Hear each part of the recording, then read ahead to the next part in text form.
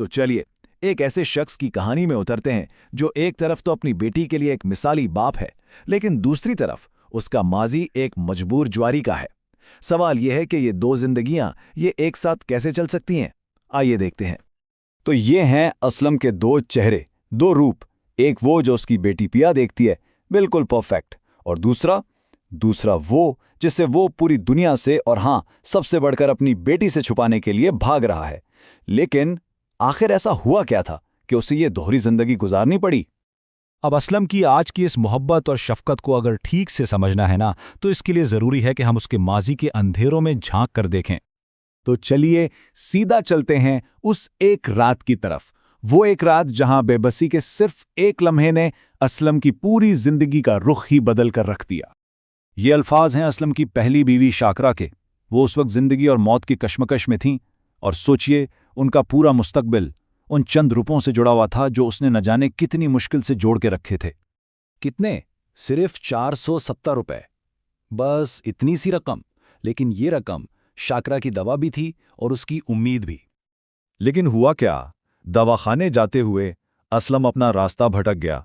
दोस्तों ने बहकाया और उसके मन में यह ख्याल आया कि शायद वो इन पैसों से कुछ और पैसे बना सकता है। बस यही वो एक फैसला था जिसने इसकी जिंदगी पर हमेशा के लिए एक दाग छोड़ दिया। और पता है, एक लम्हे के लिए तो लगा भी कि शायद किस्मत उस पर मेहरबान हो ही गई है। वो 470 रुपए देखते ही देखते 25,000 रुपए बन गए। एक पल के लिए तो असलम को लगा जैसे बस उसने अपनी सारी मुश्किलें जीत ली हैं। लेकिन किस्मत का खेल तो कुछ और ही था। बिल्कुल उसी वक्त जब असलम जुए में अपना सब कुछ हार रहा था, ठीक उसी लम्हे उसके घर एक बेटी पैदा हुई और उसकी बीवी शाकिरा वो हमेशा के लिए उसे छोड़कर चली गई। तो उस रात असलम ने सिर्फ पैसा नहीं हारा था, उसने अपनी बीवी को खो दिया। उसकी बेटी ने पैदा होते ही अपनी माँ को खो दिया, और ये सब कुछ असलम के सिर्फ एक गलत फैसले का नतीजा था। तो अब आते हैं आज के वक्त में। उसी माजी की राख पर असलम ने अपनी बेटी के लिए एक बिल्कुल नई दुनिया बसाई है। एक ऐसी दुनिया जो देखने में बिल्कुल परफेक्ट, बहुत खूबसूरत है। वो अपनी बेटी प्या के लिए एक मिसाली बाप है। उसने प्या को एक ऐसी जिंदगी दी है जहां उसे कभी किसी चीज की कमी महसूस ही नहीं हुई।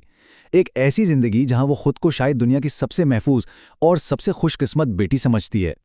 लेकिन इस खूबसूरत तस्वीर के पीछे ना कुछ ऐसे राज हैं जिनकी परछाइयां अब पिया को भी महसूस होने लगी हैं। ये बार बार शहर बदलना, कहीं एक जगह टिक कर ना रहना, जैसे ही दोस्त बनते हैं वहां से दूर हो जाना, ये सब पिया को अजीब तो लगता है, लेकिन वो इसकी वजह नहीं जानती। और असलम, जिस माजी को दफन करने के लिए उसने इतनी मेहनत की, वो अब एक भूत की तरह उसके सामने आ खड़ा हुआ है। क्योंकि सच तो यही है, माजी कभी पीछा नहीं छोड़ता। और ये भूत सबसे पहले सामने आता है माजिद अली की शक्ल में, सक्खर से असलम का एक पुराना वाकिफकार।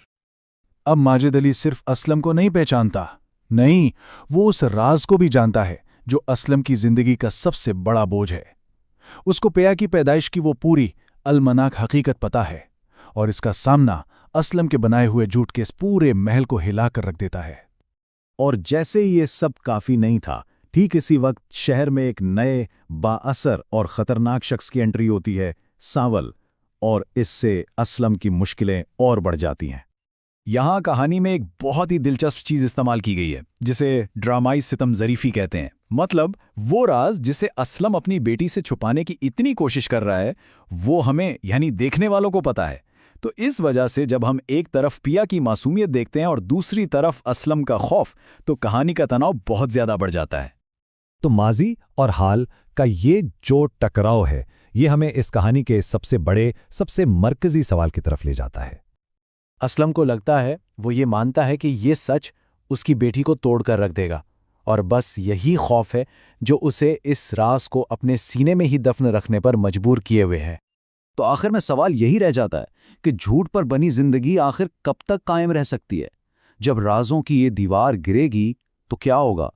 क्या असलम और पिया का रिश्ता इस सच का बोझ उठा पाएगा, या सब कुछ बिखर जाएगा?